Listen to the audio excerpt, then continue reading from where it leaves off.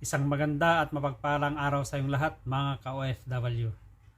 Travel update, requirements para sa mga OFW na uwi ng Pilipinas at ang pagbabago sa NAIA simula ngayong April 1, 2024.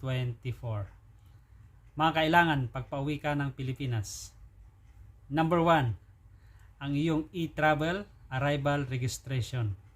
Ito ay mangyayari lang na kukuha kayo 3 days before or 72 hours bago ang iyong flight. Number 2, ang iyong passport. Number 3, ang iyong plane ticket. At number 4, ito ay para sa mga OFW na manggagaling sa Saudi Arabia.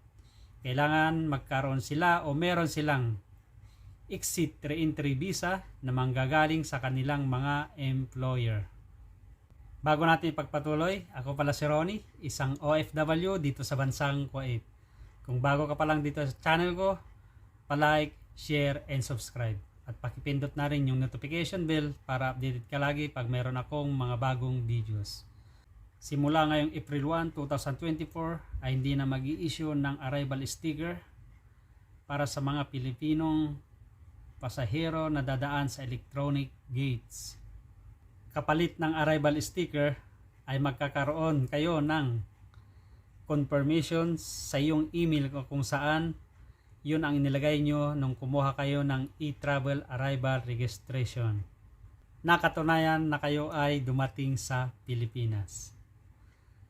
Ang tatak ng iyong passport ay pwede pa naman magkaroon upon request. Mag-request kayo sa mga immigration officer na naka-assign doon.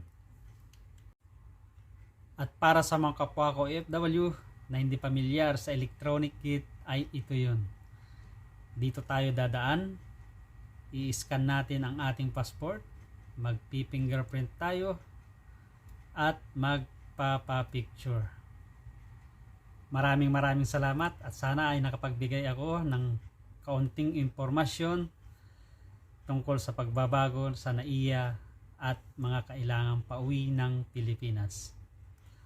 At inaanyayahan kayo ulit na mag-subscribe sa aking channel.